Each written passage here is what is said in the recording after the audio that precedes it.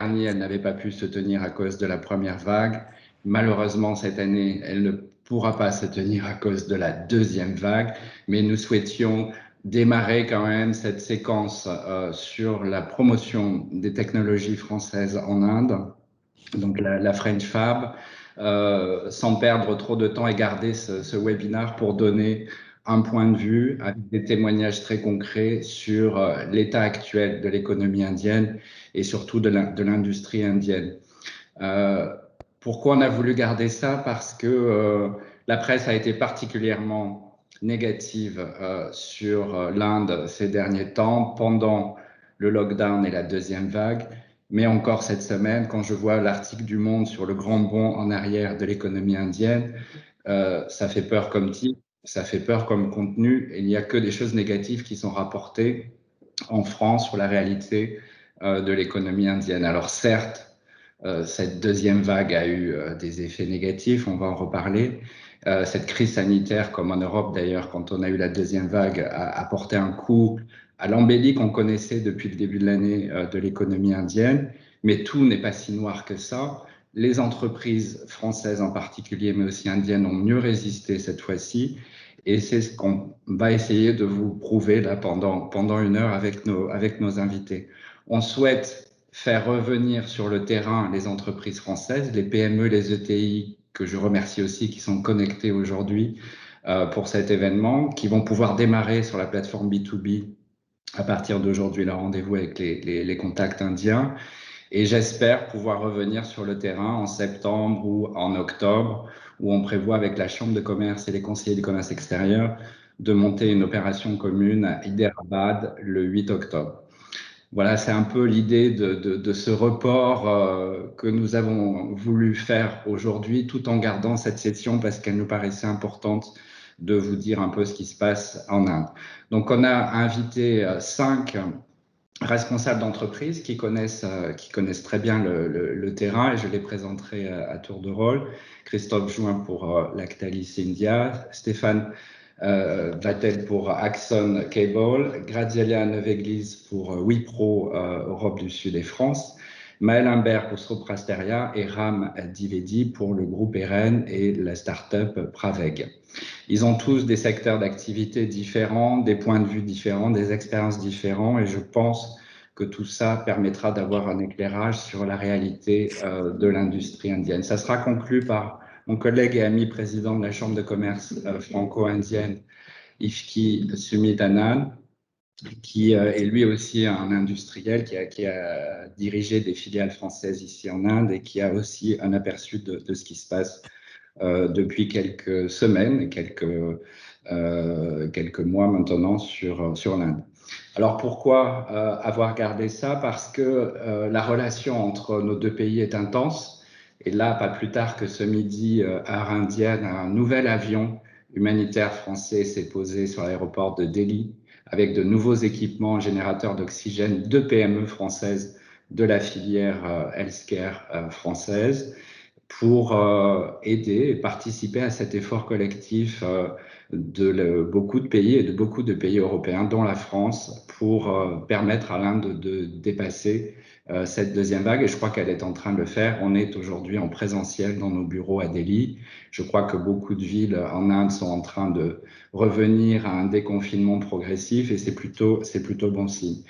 La relation, elle est très forte, elle avait très bien commencé en début d'année. Il y avait beaucoup de visites de ministres français. Elle est stratégique pour la France dans cette partie du monde par rapport à la Chine, par rapport au dialogue indo-pacifique, par rapport également à la dépendance que pouvait avoir la France, et on s'en est aperçu pendant le Covid l'an dernier, de fournisseurs chinois et de la supply chain globale de l'Europe vis-à-vis de la Chine, de voir comment l'Inde pouvait se repositionner dans ce paysage global comme une autre alternative en Asie pour les grands industriels français et européens. Elle est aussi stratégique, et vous le savez, par les contrats militaires qu'on a avec l'Inde, et le Rafale est le plus beau je dirais, produits français et les plus belles technologies qu'on puisse vendre, et ça nous fait énormément de publicité pour l'ensemble de l'industrie, non seulement pour la technologie, mais pour aussi le respect des délais par l'industrie française sur des grands contrats publics indiens. ou encore le respect des offsets qui ont été imposés sur ces contrats. Donc on y croit, je dis malgré ce que la presse peut dire, on pense, et après avoir discuté avec certains d'entre vous, qu'effectivement il y a eu, et je vais en parler, un espèce de trou d'air sur le mois d'avril-mai en Inde, mais on pense que le rebond est possible. Le rebond, il est possible à la rentrée, on le sent déjà. Le gouvernement indien a souhaité avoir un lockdown un peu moins sévère que l'an dernier pour préserver son industrie, pour préserver son économie. Même si l'impact est réel, le rebond est possible. Et on pense que cette troisième vague dont pas mal d'experts parlent aujourd'hui pourrait être atténuée, et en tout cas ses effets, par tout ce que l'Inde a acquis comme équipement ces derniers temps, en particulier sur ses capacités en oxygène, je disais avec des équipementiers français ou avec Air Liquide qui a joué un grand rôle aussi dans cette pandémie, pour faire face à cette pandémie. L'économie indienne, l'an dernier, elle avait chuté, elle était en récession de à peu près 7,5% sur une année fiscale qui va jusqu'à mars 2021. Les prévisions en début d'année étaient très favorables et je dois dire que même nous, chez Business France, nous avions beaucoup de demandes de PME et TI françaises pour venir prospecter le marché indien sur les 4 mois de l'année. Ça s'est un peu ralenti aujourd'hui, mais on pense que ça va reprendre dans quelques jours. Donc, toutes les prévisions étaient bonnes. C'était la plus forte prévision au monde avec 12,5% de croissance prévue sur l'exercice 2021-2022 devant la Chine, devant les autres économies émergentes. Aujourd'hui, avec cette deuxième vague, les prévisions sont plutôt à la baisse, mais elles restent aux alentours de 7, 8,5%, ce qui fait quand même une belle croissance sur l'économie indienne si les problématiques sanitaires ne reviennent pas perturber cette croissance et ce rebond qui est attendu à l'été ou à la rentrée.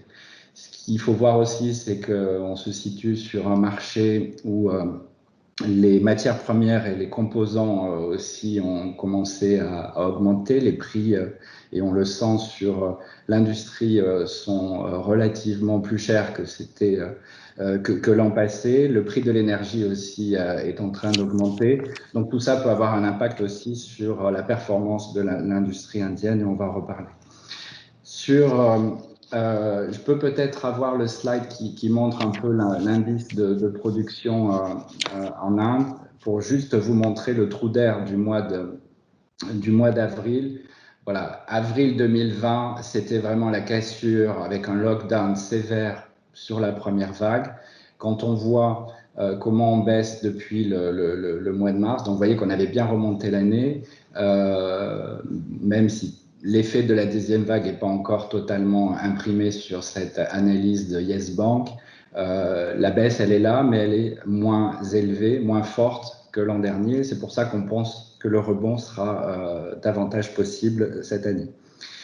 Alors peut-être un dernier point, et je vais après passer la parole à notre première invitée sur la French Fab. Qu'est-ce qu'on souhaite faire avec cette French Fab? C'est un peu marier le coq bleu français au lion du Make in India, dans un pays qui reste la deuxième industrie qui se digitalise le plus rapidement possible dans le monde entier.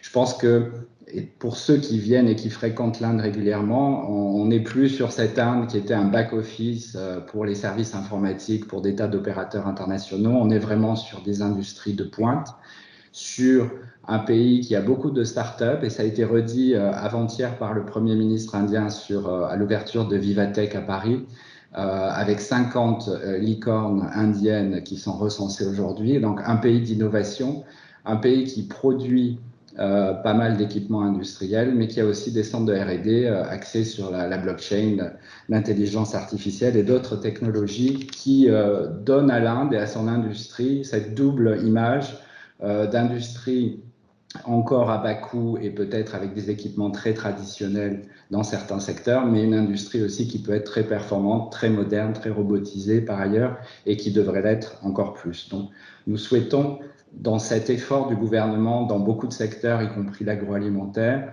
du Make in India qui favorise l'investissement étranger en Inde, de participer, que la France puisse continuer avec des beaux exemples d'associations industrielles entre nos deux pays. Et depuis le début de l'année, bien évidemment, il y a encore eu des investissements majeurs de sociétés françaises en Inde. Je pense à Total, au groupe ADP. Je pense aussi à Assystem qui a peut-être choisi une formule qui marche peut-être mieux aujourd'hui que par le passé, d'acquérir une société indienne de taille intermédiaire pour rentrer tout de suite sur le marché, puisque la JV, qui a été traditionnellement une façon de s'implanter en Inde, est aujourd'hui un peu délaissée par certains investisseurs. Et nous pouvons engager, avec l'aide de BPI, des recherches pour les sociétés françaises, les ETI, les PME, pour trouver des cibles sur ce marché où nous pensons qu'il faut être présent dès aujourd'hui.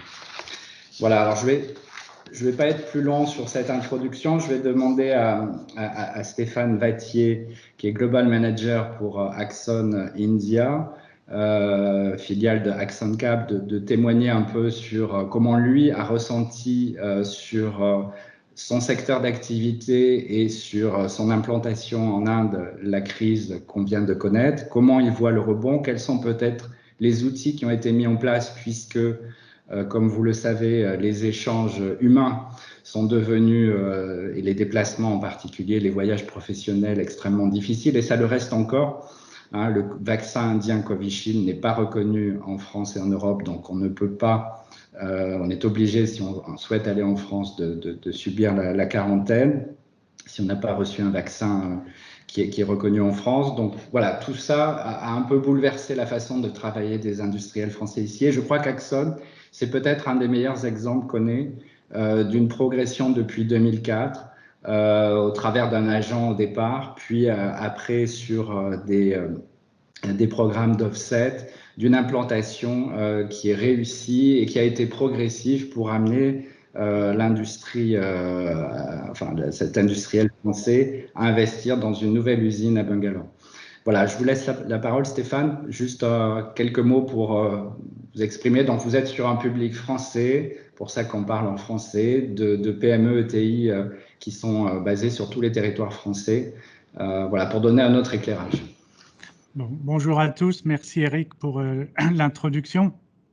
Donc, effectivement, un petit mot sur Axon pour présenter. Axon est une ETI familiale d'à peu près 2500 personnes. Le siège est dans la Marne. On est spécialisé dans l'interconnectique et beaucoup sur des solutions à la demande et sur différents marchés tels la défense, l'aéronautique, le spatial, mais aussi l'automobile, le médical par exemple. Et on a à peu près 70% du chiffre d'affaires d'Axon est fait à l'export. Vous parliez de cette période, de cette crise sanitaire, de cette période Covid. Si on revient au début de 2020, c'était une période impossible à prédire. Et donc, il a fallu réagir, il a fallu s'adapter. C'est le propre du business au quotidien, mais là, on était encore dans un contexte beaucoup plus compliqué. Le point crucial pour nous, c'était de supporter nos clients. On a créé cette usine en Inde pour faire du Make in India. On l'a créé en 2009. À l'époque, on ne parlait pas encore de Make in India, mais la philosophie d'Axon a toujours été d'implanter des unités à l'étranger pour venir en support du marché local. Donc, c'est la traduction simple du Make in India. Qu'est-ce qui était important pour nous? C'est d'arriver à supporter nos clients dans une période assez compliquée. On est resté ouvert, on a pu rester ouvert dans le cadre d'être essentiel pour la défense. On a pris des mesures au niveau sanitaire qui nous ont permis de continuer à travailler en présentiel de façon rassurante pour nos clients et pour nos employés. Le point important, c'était aussi de continuer des transferts de technologie, puisque effectivement on est venu en Inde pour la technologie. Le marché indien en défense, en spatial et demandeurs de technologie. Et donc, finalement, quand on amène une technologie, on peut dire que c'est des affaires qui vont en commande arriver 2 ans, 1 an, 2 ans, 3 ans après. Donc, il n'était pas question de s'arrêter. Donc, on a essayé d'être innovant dans les méthodes de transfert, avec effectivement beaucoup moins de voyages, mais on avait commencé à faire des transferts par WebEx, et puis on a vu que ce n'était pas forcément simple. On a regardé aussi avec des lunettes et de la réalité augmentée qui ont permis aussi, sur ce que l'on fait, nous on est sur du câblage, donc on est sur des choses très miniaturisées, très manuelles, donc c'était aussi de pouvoir donner accès aux gens qui sont restés en France sur ce que l'on faisait. Donc on peut dire dans une période comme ça, c'est de rester innovant, c'est de continuer à être actif, c'est de savoir s'adapter. Et pour l'instant, ça a été plutôt positif, puisque si je regarde la période 2020-2021, cette période Covid, on a eu à peu près une quinzaine de nouveaux projets émanant donc, de clients indiens, qui sont les grands groupes indiens, mais aussi dans le cadre des offsets. Merci. Et comment voyez-vous la reprise après cette deuxième vague? Est-ce que vos carnets de commandes sont déjà bien orientés? Comment vous voyez la capacité de résilience aussi à une éventuelle troisième vague? Je sais que cette année, beaucoup d'industriels ont gardé une activité, des employés sur les sites de production. Voilà, je sais que beaucoup ont vacciné aussi leurs salariés. Comment vous voyez ce nouveau rebond? Alors, effectivement, on a pris toutes les mesures nécessaires au niveau sanitaire. C'est-à-dire, on a aussi vacciné, on a proposé à tous nos employés volontaires de se faire vacciner, ça a été fait. En dehors des mesures sanitaires, ce que j'aime bien en Inde, c'est que c'est une mentalité qui a montré toute cette résilience dans cette crise, avec finalement un business as usual, je pourrais dire. Et ce qui est assez intéressant, où au quotidien, finalement, on ne parle pas trop du Covid, mais on parle plus de comment prendre l'affaire, comment produire dans les temps, comment résoudre effectivement un problème d'approvisionnement ou de supply chain, sachant qu'Axon est quand même très intégré, donc on a très peu de problèmes de supply chain. Mais cette résilience de la part des gens, des acteurs, c'est quelque chose que j'ai beaucoup moins observé, par exemple, dans certaines discussions en France. Donc, effectivement, il y a un trou d'air là avec le mois d'avril et le mois de mai, tel vous l'avez présenté, mais je pense que les gens sont prêts à repartir, et pas plus tard qu'hier. Je vais prendre 2 exemples qui montrent l'activité en Inde.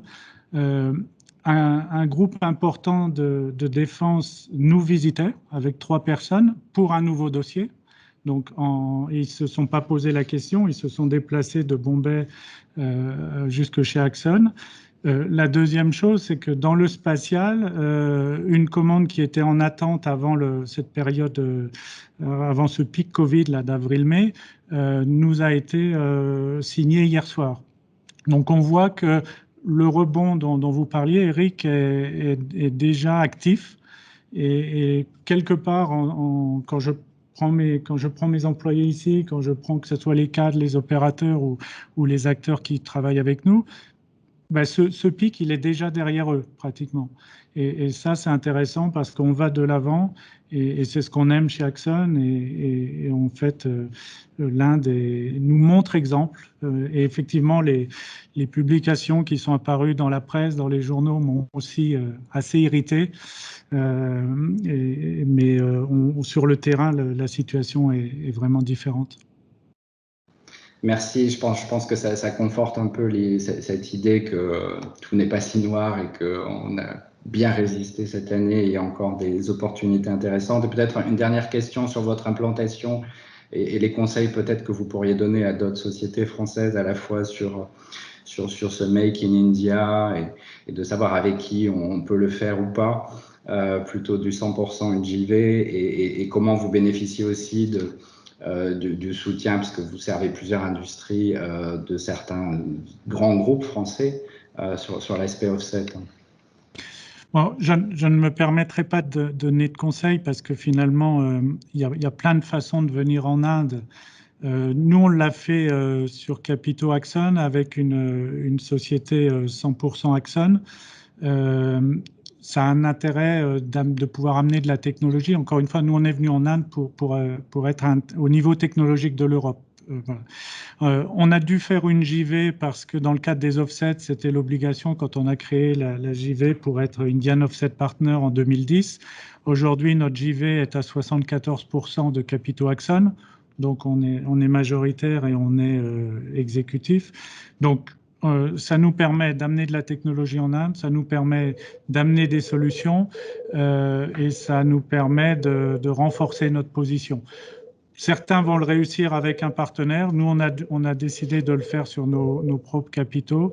Ça nous permet d'avancer à notre rythme et de prendre nos propres décisions.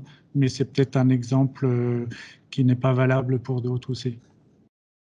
Bon, en tout cas, vous êtes un investisseur heureux et plein d'espoir, y compris pour cette année, pour un redémarrage assez rapide.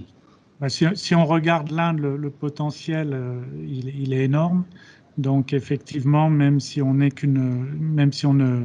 prend qu'une petite partie de ce marché énorme en Inde, on aura un très beau succès.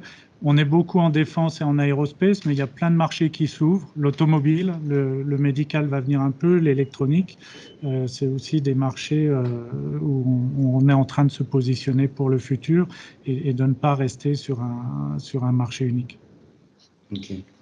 Très bien. Merci beaucoup, Stéphane, pour ce premier témoignage. Je vais passer la parole à Maëlle Humbert, qui dirige Sopra Steria en Inde, qui est une société de services numériques, d'ingénierie également, et vous êtes conseiller extérieur. Voilà, quel est, par rapport à ce que vient de dire votre collègue d'Axon sur une autre activité qui est la vôtre, comment vous avez vous aussi vécu, alors vous êtes à Bangalore, cette deuxième vague et comment vous voyez cette reprise pour les activités de votre société? Merci Eric et bonjour à tous, hein, c'est un plaisir d'être parmi vous. Alors, comme vous l'avez dit, hein, pour nous, Sopra Steria, on est une ESN, donc on est sur le secteur digital. Pour nous, c'est 46 000 personnes, pour vous donner une idée, avec forte présence en Inde, avec des clients majoritairement européens. Donc, nos offres, cela va du conseil, l'intégration digitale, et puis bien sûr accompagner nos clients dans les journées de transformation digitale. Alors, pour parler de la crise plus particulièrement, c'est vrai que bon, pour nous, très vite, quelque part, priorité numéro 1, ça a été la santé de nos employés pour pouvoir résister. Et bien sûr, on a mis en place un système, un écosystème, j'ai envie de dire, qui réunissait l'ensemble des fonctions de la société, RH, IT, Facility, sous la direction générale, en mode agile, hein, quelque part, et pour pouvoir mettre en place tout un tas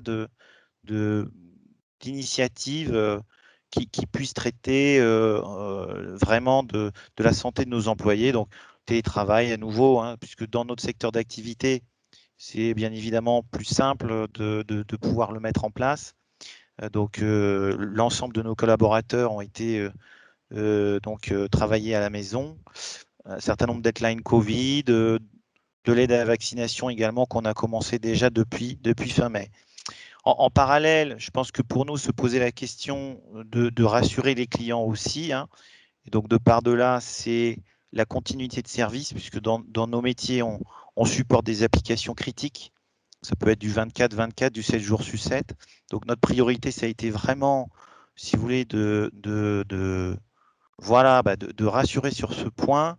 Et donc, avec un management agile et puis avec la résilience et cet élan, j'ai envie de dire, de solidarité également, qu'on a pu voir de par les équipes, ça a été une vraie réussite. Et j'ai envie de dire aujourd'hui, nos clients européens ont pu être inquiets, c'est vrai, par l'actualité relayée par les médias. Sur le terrain, ça s'est traduit vraiment par plutôt une appréciation, j'ai envie de dire même impressionnée, en fait, hein, par cette résilience, cette force et de la gestion de la crise sur les contrats existants. Alors après, par rapport à ce que vous disiez sur sur la deuxième crise, moi j'ai juste envie de revenir un peu en arrière et parler en fait de la première, parce que sur le digital, la première a mis en exergue, mais pas que sur le digital, les problématiques de supply chain, etc.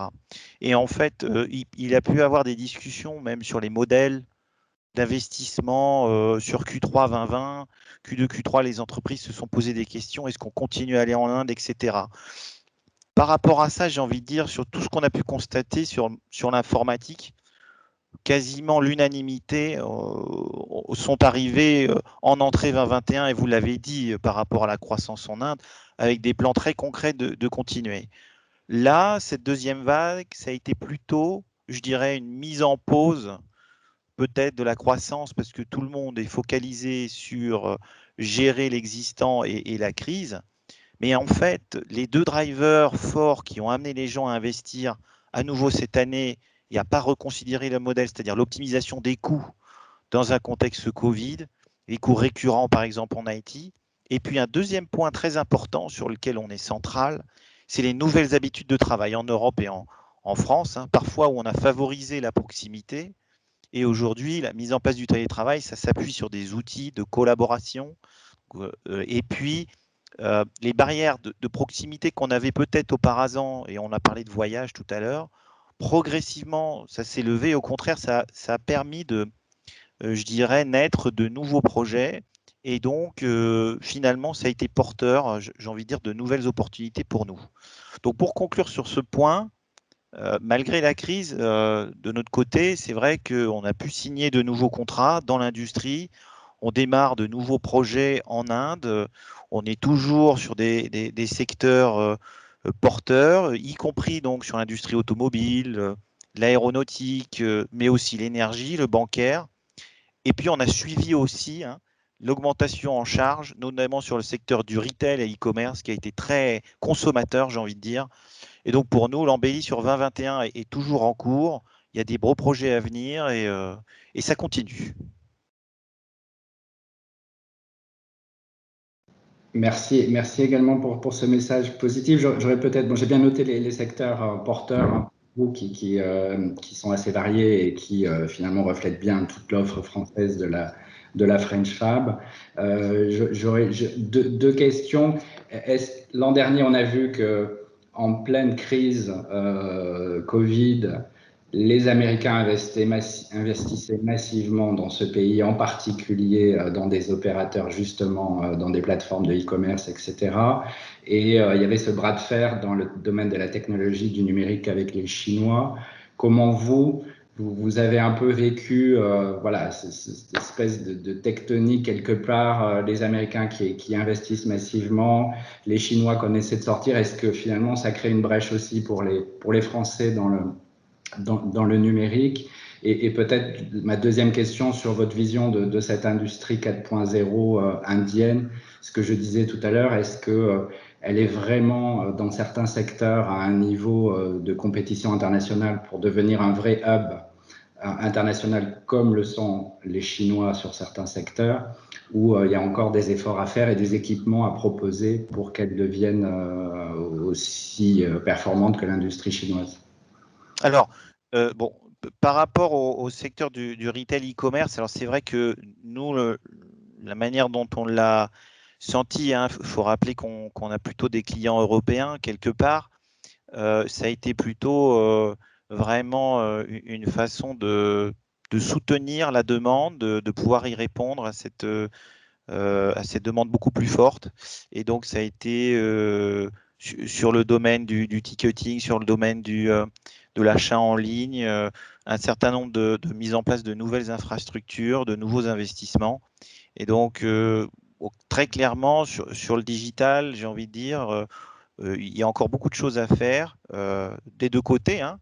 Il y a un peu une rencontre qui se fait, j'ai envie de dire, entre ce que l'Inde aussi met en place elle-même avec ses propres plateformes, sur lesquelles on a pu voir l'émergence de nouveaux modèles, et puis des modèles en Europe qui sont peut-être à revisiter, j'ai envie de dire, à accélérer, et notamment en utilisant des technologies de tout ce qui est autour de la data, hein, et l'artificial intelligence. Alors, sur un secteur qu'on parle peut-être un peu moins aussi, c'est les énergies, c'est les hydrocarbures, l'infrastructure. Sur ce sujet-là, je dirais que là, c'est un sujet pour nous qui est peut-être plus important encore pour Soprasteria et sur lequel on s'est engagé déjà depuis l'année dernière sur atteindre une zéro émission nette en 2028, donc ça va aller très très vite pour nous. Et donc on va accélérer un certain nombre d'actions sur le climat, notamment pour travailler sur ce qu'on appelle une transformation numérique durable. Et là, je pense que l'Inde a une carte à jouer assez forte, a un tissu de start-up, d'écosystèmes qui nous paraît tout à fait adapté, notamment parce que dans ce domaine et dans le domaine industriel, on peut prendre l'aéronautique, par exemple, qui également elle-même s'attaque à ce sujet. Il y a encore beaucoup à faire pour comprendre, évaluer et prendre en compte l'impact du digital, puisque c'est notre secteur, sur le climat. Donc, c'est l'estimation des coûts énergétiques sur les plans d'amélioration, mais aussi pour une approche durable. Donc, ce secteur-là, pour moi, en Inde, il y a quelque chose de tout à fait notable. Il y a des investissements qui sont en cours sur l'IoT, sur l'intelligence artificielle, et sur lequel même, je dirais, la capacité du marché français aujourd'hui pour répondre à nos propres enjeux ne sera pas suffisant. Et donc, moi, j'invite les sociétés à continuer à regarder ce qui se fait ailleurs. Et pour nous, eh bien, on a mis en place des centres d'expertise sur lesquels on investit, tout particulièrement chez Soprasteria en Inde, sur ces sujets pour y répondre avec des collaborateurs, des partenariats locaux. Avec une qualité d'ingénieurs de très haut niveau. Enfin, je vois même des sociétés canadiennes du secteur numérique en France demander des visas pour faire venir des collaborateurs indiens sur leur site en France. Voilà, les Indiens sont quand même très réputés dans votre secteur pour leur capacité et leur formation. Absolument, ouais. Et c'est ce que vous disiez quelque part au début. C'est vraiment, on n'est plus du tout dans un modèle de back-office, mais on est sur du déploiement d'expertise, du développement de solutions clés en main en Inde, mais adaptées à des marchés qui peuvent être locaux, mais surtout globaux. Et ça, c'est très intéressant. Et je pense que Narendra Modi, qui s'est exprimé également hier lors de la Vivatech, a indiqué, il l'a rappelé dans son speech, que les technologies et le digital, ça reste encore des zones émergentes de collaboration, donc il y a beaucoup de potentiel à aller chercher et à réaliser. Ok.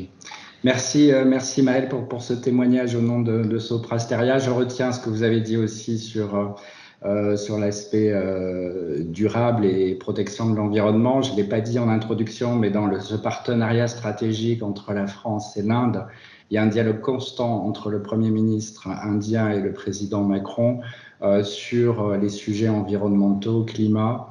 Il y a des initiatives dans le domaine du plastique. Sur la biodiversité, sur la protection des océans, mais aussi tout ce qui concourt dans les énergies renouvelables et ailleurs à améliorer un peu l'environnement et la façon dont les industries travaillent.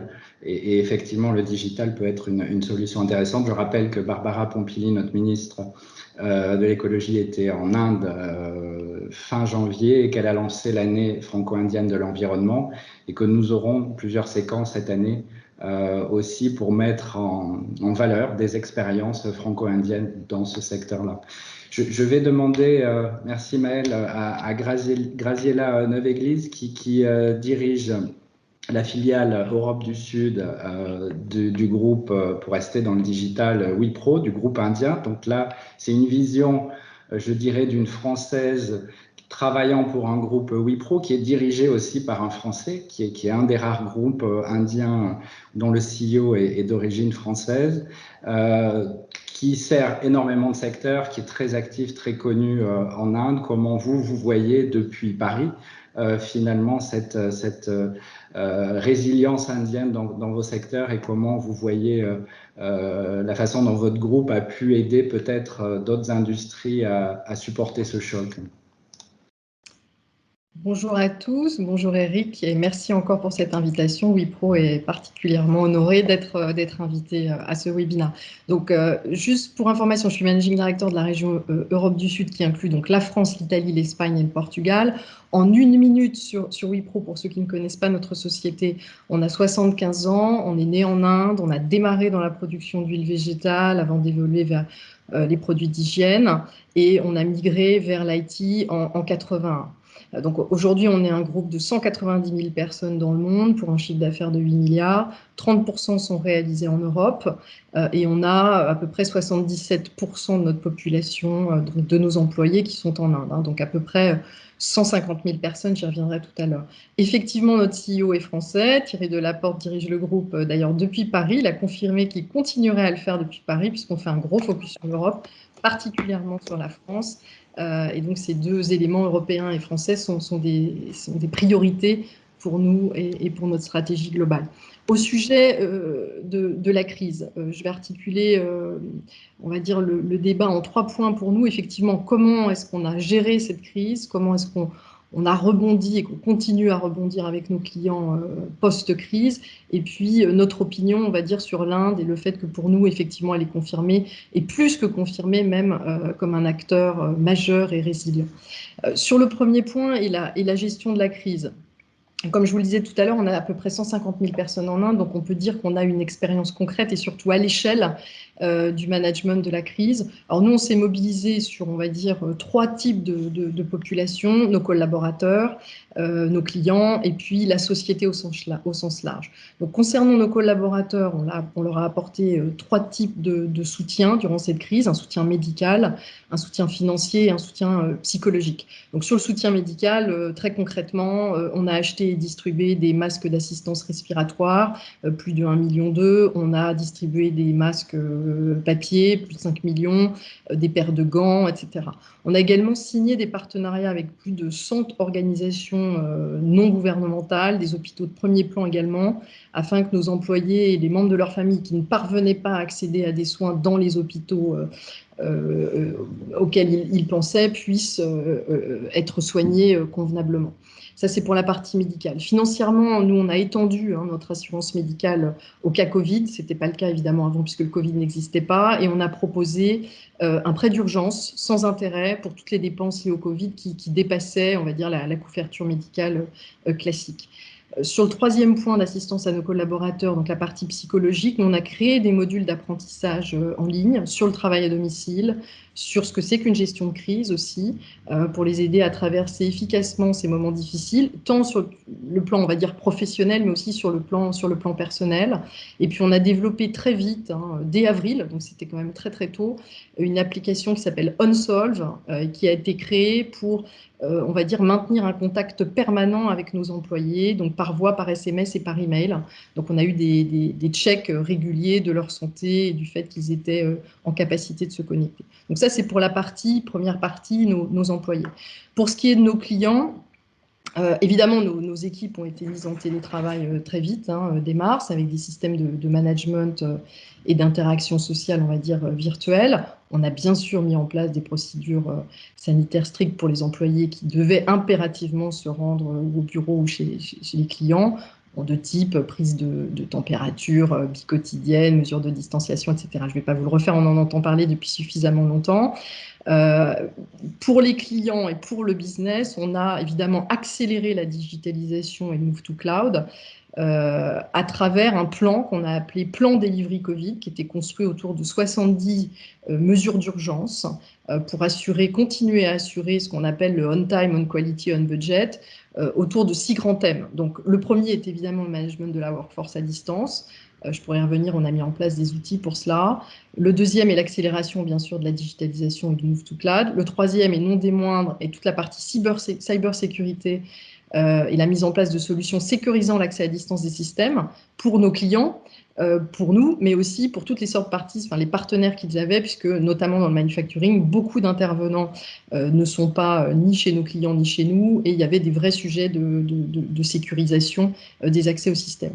Le quatrième, c'est l'utilisation de business solutions qui permettaient, on va dire, de délivrer les mêmes services avec moins de personnes.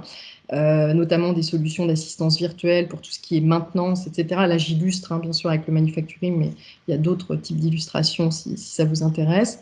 Le cinquième, c'est l'optimisation des supply chains. Et puis, le dernier point sur le business client, c'était le management adapté de la satisfaction de leurs utilisateurs et de leurs clients. Donc, on a mis en place une politique de change management dédiée au Covid. Donc ça, c'est pour, on va dire, ce qu'on a fait pour nos employés et nos clients. Pour la société au sens plus large, c'est important de le partager. Nous, on est une société extrêmement engagée socialement. Hein. 2 tiers de nos profits sont versés chaque année et depuis notre fondation, donc depuis 75 ans, à une fondation qui s'appelle la Fondation Azim Premji, du nom de notre fondateur. Et en supplément, pendant la crise, on a versé plus de 150 millions de dollars à des associations humanitaires. Ça a permis de distribuer plusieurs millions de repas et évidemment d'assister médicalement un certain nombre de personnes qui n'étaient liées en rien, bien sûr, à notre société.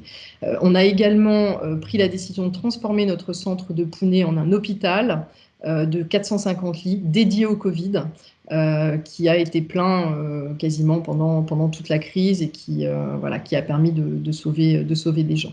Donc, globalement, cette crise a été gérée de notre point de vue correctement sur ces 3 points. Encore une fois, on pense qu'on sort de cela plus fort. On est reconnu aujourd'hui comme un employeur engagé, comme un partenaire pour nos clients innovants, et je vais y venir peut-être dans la seconde partie. Et puis par la société indienne, on l'était déjà avant la crise, mais on est reconnu comme un acteur particulièrement impactant pour la population. Donc on n'a pas eu, juste pour ceux que ça peut intéresser, nous on n'a pas eu d'augmentation des incidents majeurs pendant cette crise. Donc d'un point de vue vraiment purement opérationnel, les choses ont été traitées, comme je vous le disais, on time, on quality, on budget. Pas de disruption. Merci Graziella. Et l'infrastructure a tenu aussi, puisque dans votre métier, l'infrastructure télécom est quand même la base de tout, y compris pour le télétravail, pour l'assurer pour vos clients, et pour l'administration indienne qui a été aussi pas mal touchée. Et comment, juste peut-être une dernière question, vous n'êtes pas en Inde, mais vous êtes proche de votre patron, puisque vous avez dit qu'il était à Paris. Comment vous voyez l'année finalement 2021 en termes de performance, en termes de contrats? Est-ce que vous craignez cette 3e vague? Est-ce que vous voyez que l'Inde, finalement, au fur et à mesure des vagues, maîtrise un peu mieux le sujet? Comment votre groupe envisage un peu la deuxième partie de l'année? On l'envisage plutôt positivement. Alors, nous, notre société va bien, voire très bien. Nous, notre cours de bourse a doublé depuis 2019. Donc, clairement, on va dire la société croit en notre stratégie. On a, je vous le disais, beaucoup innové pendant la crise. Je voudrais juste répondre à cela de manière très opérationnelle. Nous, on a 31 sites mondiaux qui sont dédiés au manufacturing, 43 000 consultants, dont 32 000 en Inde, qui ne font que du manufacturing. Donc, dans cette période-là, pour les accompagner, on s'est rapproché d'un certain nombre de partenaires, alors les très connus, les SAP, les Microsoft, les Amazon, etc., mais aussi des partenaires plus spécialisés comme Altison. Je voudrais illustrer avec plusieurs cas, parce que ceux-là ont été du business, on va dire, pendant la crise, mais vont être également du business post-crise. 2 cas, la digitalisation de la fabrication et puis ce qu'on appelle l'employé connecté. Concernant la digitalisation de la fabrication, on a amélioré encore une solution qu'on a, qui est du Process in a Box, du PIB, qui est renforcé sur 4 grands éléments: l'agrégation des données de fabrication sur l'ensemble d'une usine dans un centre de commande centrale, ce qu'on appelle la démocratisation des données pour les opérateurs. Donc on a encore amélioré les interfaces qui permettent de restituer, on va dire, la donnée aux opérateurs, l'application de la collaboration des données entre les différentes plateformes de fabrication, et bien sûr, on a beaucoup amélioré le reporting en temps réel dans les usines pour que, effectivement, les décisions puissent être prises très vite et qu'on puisse éviter des temps d'arrêt trop longs et extrêmement coûteux.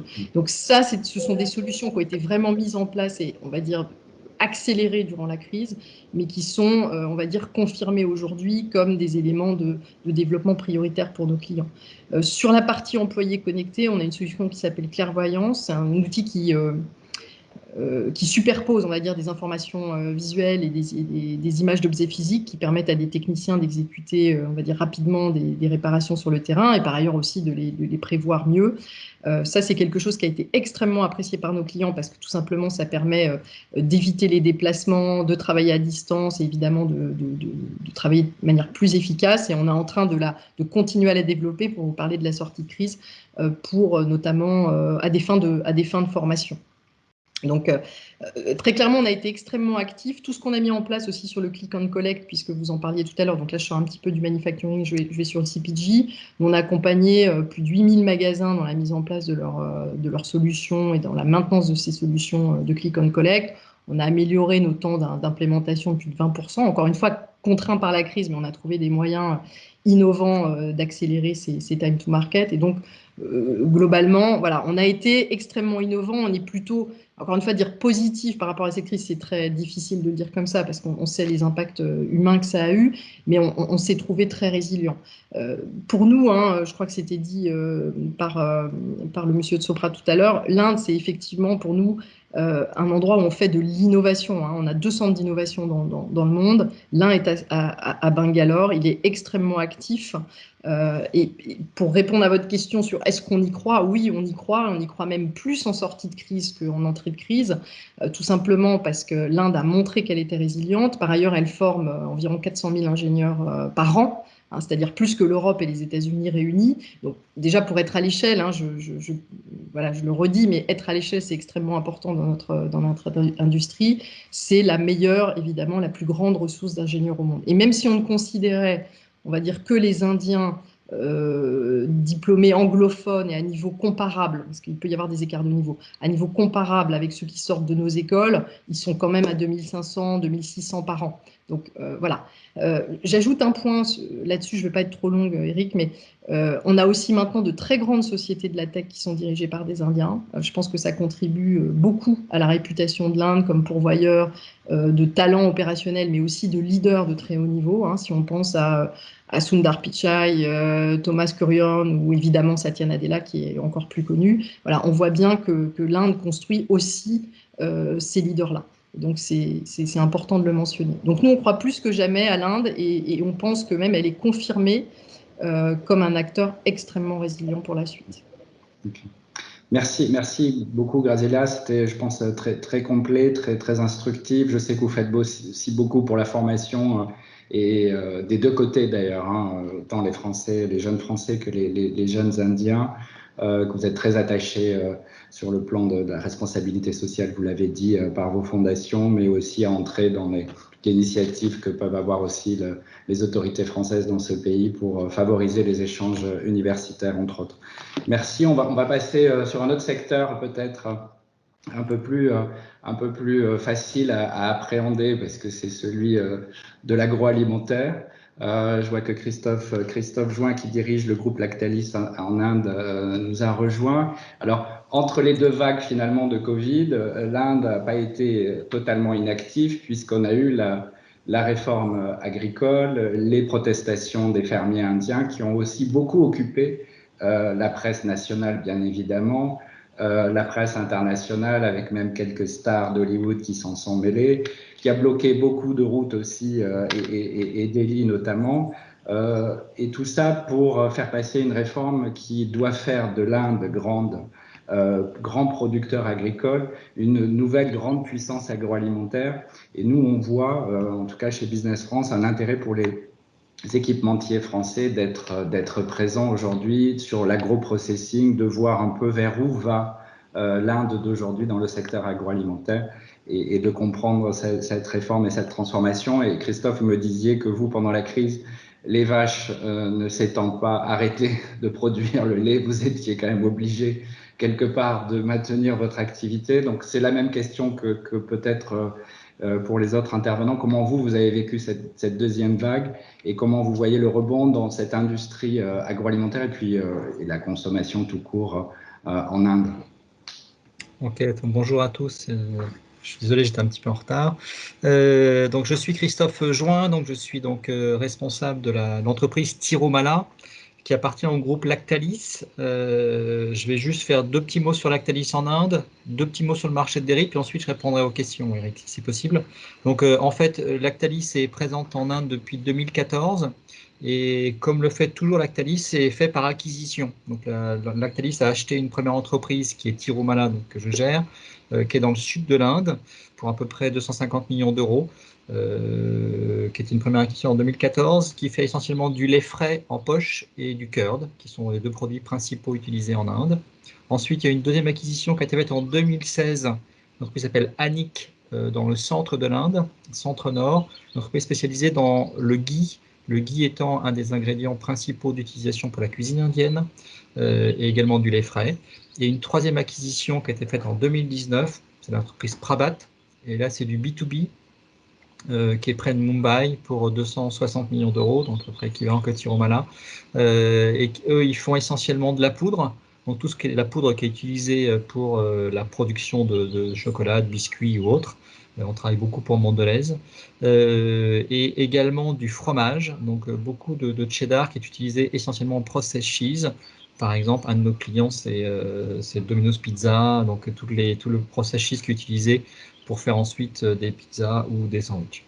Donc voilà, ça c'est l'acquisition qu'a fait Lactalis, toujours par acquisition, Lactalis entreprise qui grandit dans le monde par acquisition, avec le principe de faire confiance aux locaux. Donc on envoie 2-3 expatriés au début, pendant les premières années pour structurer l'entreprise, mettre au carré par rapport à la manière de travailler Lactalis, et ensuite on donne les rênes complètement des entreprises aux Indiens. C'est pour ça que Lactalis, qui est présent dans le monde entier, a à peu près 120 expatriés au maximum, pour un groupe de 85 000 personnes, étant le leader mondial du lait et des produits laitiers. Voilà, ça c'est pour juste comprendre Lactalis. Ensuite, on est sur un marché indien qui est un marché qui est le premier producteur mondial de lait. Faut juste savoir que l'Inde fait 2 fois plus de lait que les États-Unis et fait à peu près 50% de plus de lait que l'Europe, avec une progression de 5 à 6% tous les ans. Donc une dynamique très claire de la production du lait.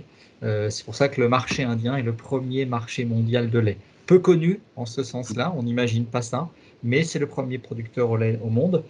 Par contre, c'est le 67e consommateur de lait par habitant. Donc là, on voit la grosse différence. Donc il y a beaucoup de lait parce que finalement, il y a beaucoup de vaches, mais il y a aussi beaucoup d'habitants en Inde. Donc en fait, la proportion de consommation est assez faible et elle progresse. Et elle est pour l'instant concentrée sur des produits qui sont très peu transformés. 90% du lait consommé en Inde est fait de lait ou de curd, donc du yaourt, mais il y a très peu de transformation. Et donc l'ambition, et pour en revenir avec ce que disait Eric, l'ambition finalement de l'État indien est de continuer à poursuivre cette croissance du lait, mais d'arriver à le contrôler, parce que pour l'instant, ce lait qui arrive et qu'on fait, il est contrôlé à peu près à 30% par les coopératives et les acteurs privés. Et l'objectif, c'est d'arriver à contrôler 50% de ce lait, tout en ayant une croissance du lait. Donc il y a une volonté de prendre le leadership dans la transformation de ce lait, et une partie de ce lait, de pouvoir l'exporter. Pour l'instant, l'export sur le dairy, il y a 400 millions en gros d'exports, il n'y a rien. Et c'est essentiellement l'exportation de produits auprès des communautés indiennes à l'étranger. Donc l'exportation est principalement faite sur l'Afrique du Sud, sur Singapour, sur le Canada et les États-Unis et l'Angleterre. Donc là, on va retrouver les communautés indiennes, on va trouver l'exportation.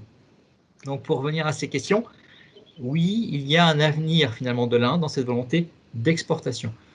Pour revenir à la crise, à la deuxième crise, je veux dire qu'il y a eu un vrai progrès dans la gestion de la crise. La première crise était totalement chaotique, imposée du jour au lendemain par Modi, a généré d'énormes problèmes. Nous, de perte de vente, on a perdu 40% de nos ventes en une journée.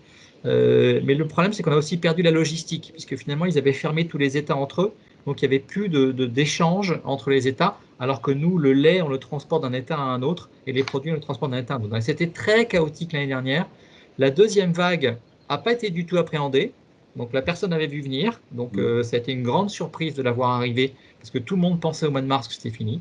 Donc il y a eu une arrivée de cette crise qui n'était pas prévue, par contre elle a été beaucoup mieux gérée. On a toujours perdu les 40% de volume, donc on a reperdu 40% de nos volumes, mais d'un point de vue logistique, il n'y a pas eu d'arrêt logistique, il n'y a pas eu ces problématiques entre les États. Donc l'Inde apprend très rapidement. Donc en fait, elle a réussi à s'adapter et je pense que le redémarrage va être plus rapide que l'autre fois aussi, parce que les gens ont appris à s'arrêter, mais appris à redémarrer aussi. Et là, on voit bien dans nos ventes, on a après récupéré 10% de nos ventes en une semaine. Donc les États sont en train de se rouvrir, puisque la vague est en train de s'arrêter, et d'un seul coup, le pays redémarre. Donc c'est ça la force de l'Inde, c'est qu'ils sont capables de mesures très drastiques, de rentrer dans le chaos, mais ils aiment bien ça et ils vont trouver des solutions très pratiques très rapidement. Ils sont très pragmatiques. Et là, on se rend compte que finalement, ils apprennent vite et ils sont pragmatiques, donc le rebond va être très important. Pays qui est très dynamique et donc finalement, il y a un vrai avenir pour le dairy, pas que pour le dairy, je dirais, pour beaucoup, beaucoup de marchés. Par contre, l'avenir est d'être présent en Inde. Je pense qu'il est important de dire que la présence en Inde est indispensable. Contrôler un business de France ou imaginer pouvoir exporter vers l'Inde, ça a beaucoup de limites. Et comment vous voyez par rapport à ça le positionnement des technologies et des équipementiers finalement français dans ce secteur qui est le vote des industries agroalimentaires il va y avoir un besoin important parce que si on veut transformer Soul Milk, donc de passer de 30% de contrôle du lait à 50% sur un marché qui progresse, il va y avoir un besoin de machines évident pour refroidir le lait. Donc là, il y a un avenir pour les machines pour refroidir et le transformer. Et je pense que nous, la volonté est de plus en plus d'aller des produits à valeur ajoutée. Donc, on va devoir besoin de machines capables de transformer ce lait pour générer du fromage, faire du beurre, faire du yaourt. Donc, il y a un besoin de machines. Mais par contre, les machines seront faites en Inde. Il faut savoir que tous les grands fabricants sont déjà en Inde. J'ai demandé à mon directeur industriel pour savoir exactement la proportion de ce qu'on achetait en Inde par rapport à ce qu'on importe. On achète 95% de nos CAPEX, ce qui veut dire, en gros, c'est entre 10 et 20 millions par an. On achète 95% de nos CAPEX industriels en Inde. Et 5%, qui sont les parties les plus complexes, soit les parties aseptiques ou ces choses-là, sont achetées, sont importées. Donc, si vous voulez avoir un succès en Inde, il est important d'avoir finalement une production locale. Les coûts sont aussi beaucoup plus faibles. Et toutes les grandes entreprises ont investi en Inde pour avoir des facilités de production. Tetra Pak est en Inde, donc tout le monde est là. Mais donc, l'importance est d'imaginer indien, marché en fort développement avec une forte croissance, mais l'importance de la production locale est essentielle. Parce que les coûts aussi sont beaucoup plus bas. Et vous n'achetez pas qu'à des industriels indiens, j'imagine, vous achetez aussi à des filiales, des groupes étrangers. Essentiellement des filiales, je pense qu'il faut être très clair. Après, c'est beaucoup de filiales qui se sont venues s'implanter en Inde, donc qui ont transposé la technologie qu'ils avaient pu acquérir en Europe ou aux États-Unis, qui s'est mise en Inde. Et après, comme c'était dit avant, il y a de très bons ingénieurs en Inde, donc ils apprennent vite et ils sont capables aussi d'avoir une certaine créativité. On est, je dirais, structuré mentalement un peu différemment.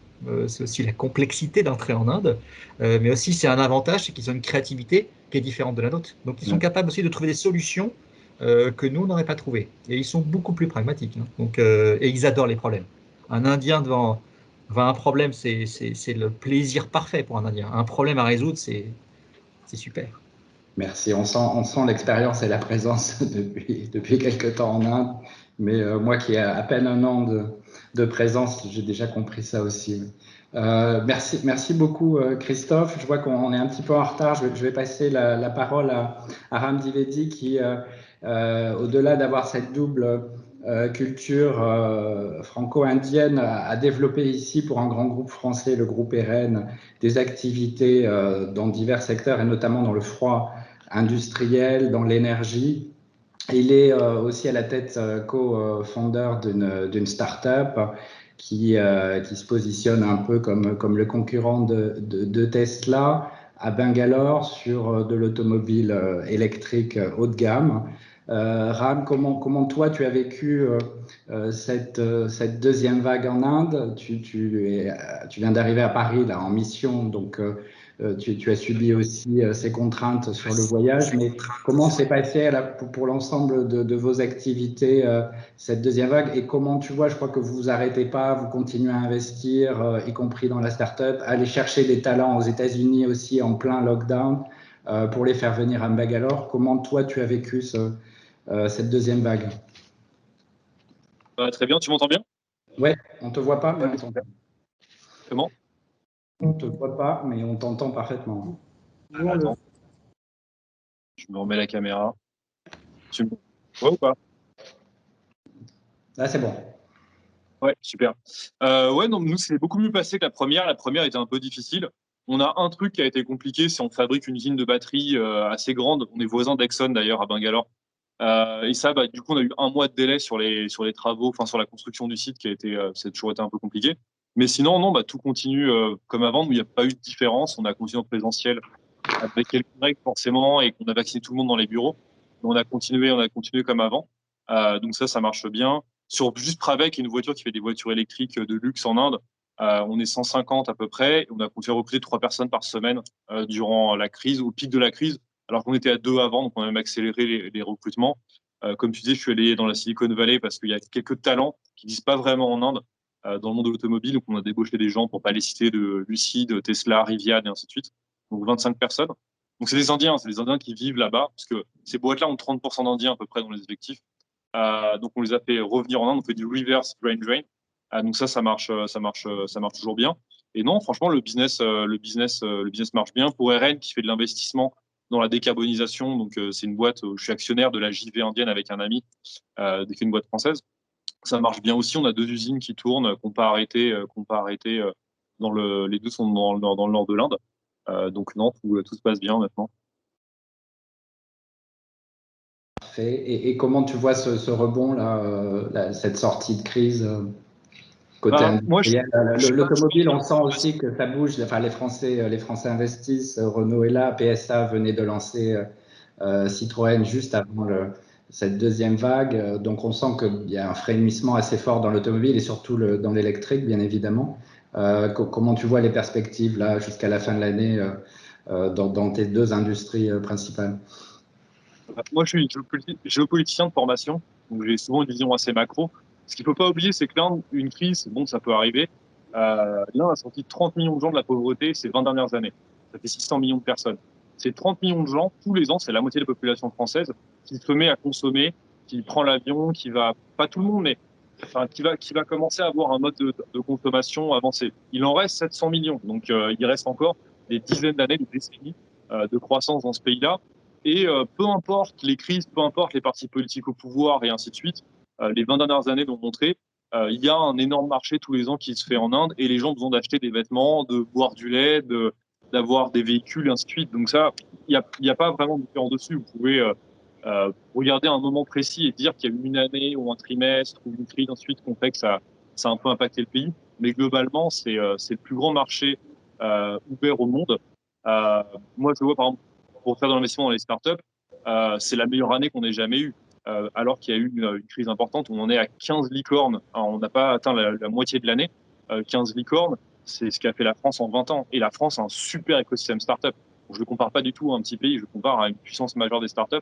Donc l'Inde est, dans beaucoup de secteurs, l'Inde, après les États-Unis et la Chine, est le troisième marché au monde. Je pense que l'Inde est la 5e puissance économique mondiale aujourd'hui, viendra la 3e à horizon 2026. Donc les gens ont besoin de consommer. Après, moi, je le vois par pas mal de choses. Il n'y a pas de crise dans le business. J'ai quelques éléments que je peux te donner. La première, c'est que c'est toujours dur de recruter.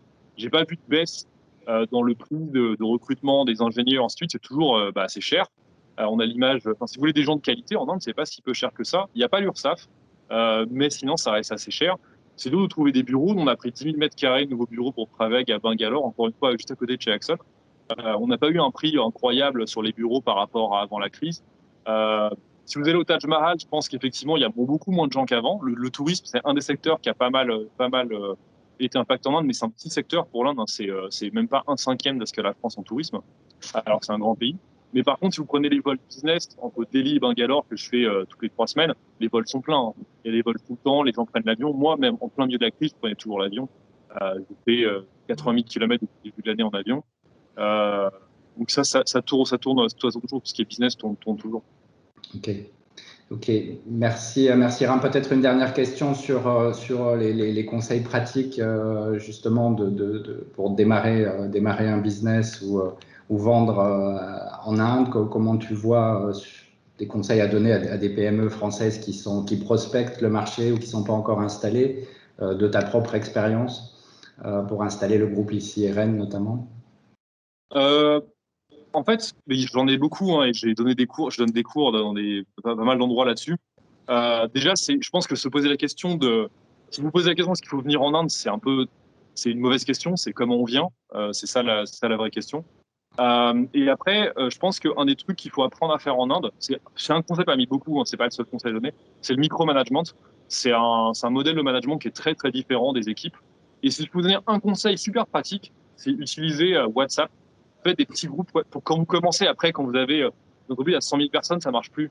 Mais quand vous commencez avec des entreprises en Inde, plutôt que de faire des mails qui sont très informels, pour les Indiens, c'est très compliqué de dire non. Moi, je suis indien, donc je n'ai pas de problème à le dire. Envoyer un mail, bonjour monsieur, ensuite répondre pour un Indien pour dire non, surtout s'il y a un rapport de hiérarchie, c'est très compliqué. Et du coup, c'est beaucoup plus simple de faire des petits groupes par équipe. Donc, vous faites un groupe pour les managers et puis après un groupe par équipe. Et ça vous permet déjà de ne pas avoir les logiques de manager à passer. Donc, vous pouvez aller voir directement le gars du terrain, qu'est-ce qu'il fait.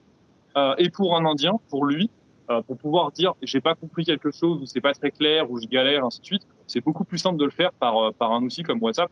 Tout le monde utilise WhatsApp en Inde, c'est pas du tout un truc pour les jeunes, ainsi de suite. Si vous pouvez prendre un rendez-vous chez le médecin avec WhatsApp, c'est un truc complètement pro, il n'y a pas de problème là-dessus. Donc faites du micromanagement par WhatsApp. C'est un petit conseil qui paye pas de mine, mais qui vous sauvera plutôt que d'utiliser des Slack, des emails et ainsi de suite. Ok, merci. C'est vrai, je confirme que j'ai découvert une utilisation très, très poussée en Inde de WhatsApp avec les équipes, avec l'ambassade et aussi, je pense aussi pour un exportateur avec ses partenaires ici, ses importateurs, c'est extrêmement utile et je dirais que souvent pas de réponse à un email parce que c'est souvent des exportateurs qui nous disent tiens, il m'a toujours pas répondu.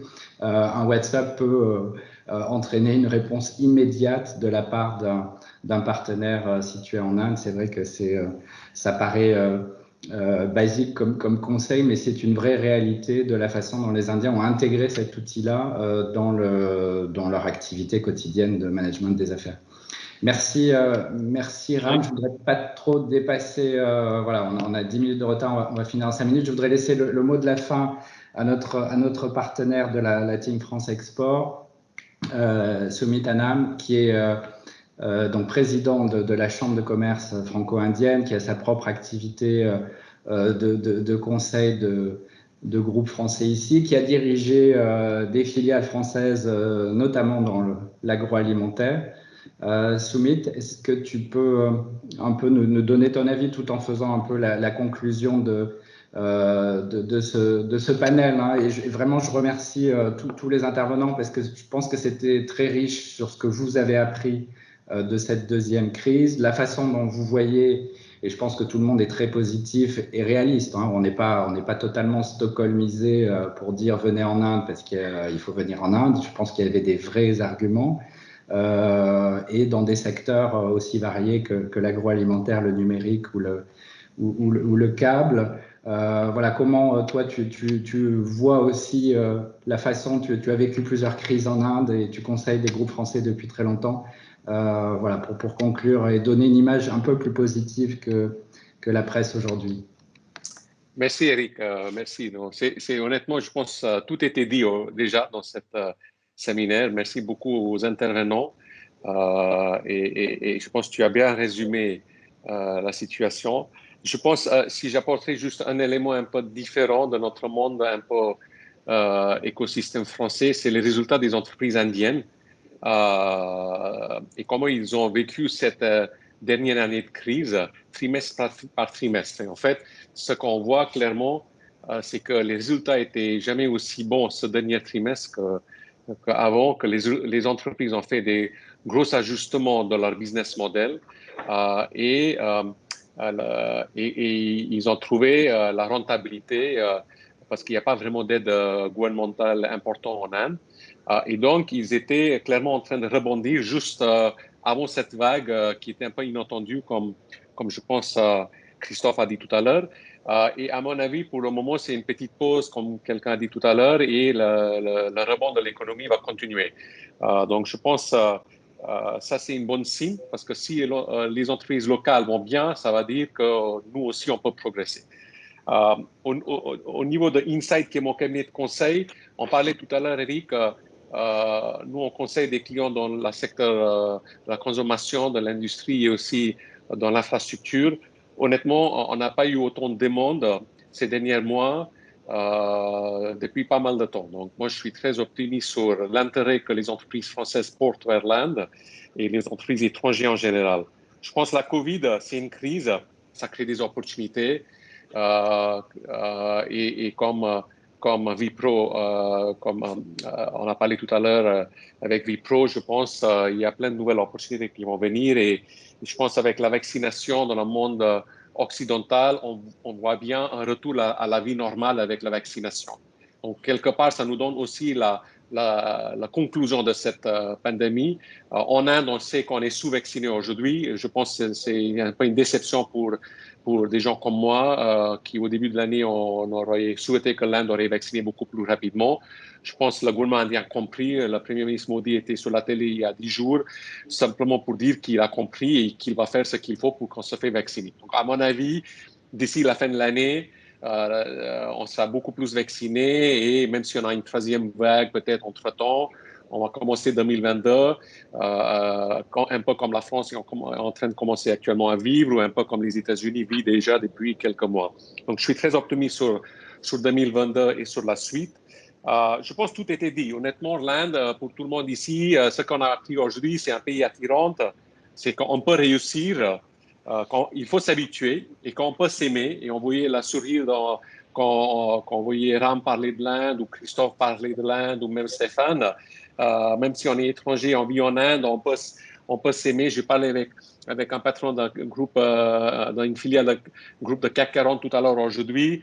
Il a fini sa première année en Inde et il a dit, mais j'aime beaucoup, j'adore, je découvre, il y a plein de choses à faire. C'est un pays rare où on peut travailler sur une échelle aussi large, mais avec du talent aussi intelligent et avec des perspectives aussi intéressantes. Donc, honnêtement, il faut s'habituer. C'est un pays que je pense les Français aiment bien parce qu'il y a beaucoup de valeurs communes avec la France. C'est un pays libre, démocratique. On peut argumenter, on mange bien, on boit bien, on voyage bien. Il y a une fierté dans la culture. Et avec Ram, on a beaucoup parlé quand on s'est connus sur cette richesse indienne de culture aussi. Donc, je pense que c'est un pays il faut s'habituer, on peut s'aimer. Il faut juste un peu traverser cette barrière un peu de pays exotiques que malheureusement on tient souvent en France, au pays de la Cité de la Joie, où malheureusement certains journaux en France continuent à raconter comme histoire. Je pense que le timing est très bon. Le timing est très bon finalement, parce qu'avec la COVID, tout le monde a envie de changer de la Chine. Tout le monde cherche un Chine +1. Et l'Inde peut être cette +1, aussi bien comme marché qu'en faisant partie du supply chain. Et le timing est très bon parce que je pense que la meilleure destinée de l'Inde, c'est 2020-2030. On a parlé des changements qu'on a vécu en Inde depuis 20 ans, mais aujourd'hui, c'est une économie de 3 trillions de dollars. C'est la 5e, 6e économie et ça va devenir la 3e économie. Donc, il y a plein d'opportunités qui vont être créées dans les prochaines 10 ans. Et donc, si vous êtes dans les secteurs un peu plus sophistiqués, le moment est maintenant. C'était peut-être trop tôt il y a 10 ans ou 20 ans. Le moment est maintenant. Donc, c'est le bon début de destinée. Et peut-être pour conclure, vous pouvez être aidé. Vous pouvez être aidé par des gens comme vous voyez la passion que quelqu'un comme Eric Fajol, qui est le directeur de Business France, apporte à cette mission d'aider les sociétés françaises en Inde. Vous pouvez être aidé par la Chambre de commerce que j'ai l'honneur de présider. Et vous pouvez être aidé par les professionnels. Il y a beaucoup de professionnels et qui ont eu l'expérience de travailler avec les PME, les ETI, les grands groupes. Et donc, on n'a pas besoin d'avoir peur. Je pense qu'il faut s'attaquer aux problèmes. Et aujourd'hui, même en étant en France, en remote, on peut s'attaquer aux problèmes et trouver les opportunités et les débouchés. Donc voilà, donc je pense que c'est ça que je dirais pour conclure. Je remercie tout le monde qui est intervenu aujourd'hui. Et je vais aller dans la bonne ordre. Je pense qu'on avait commencé avec Stéphane. Merci Stéphane Vatier. Merci Graziella Neuveglise. Merci Maël Humbert. Merci Christophe. Je vois que tu as une belle barbe. Et merci Ram. Et merci à tous les partenaires et merci à tout le monde d'être là avec nous aujourd'hui. OK. Merci beaucoup, Samit, pour ce mot de conclusion. Moi, je voulais juste remercier nos partenaires BNP Paribas, Soprasteria, Lactalis et BTG Pactual.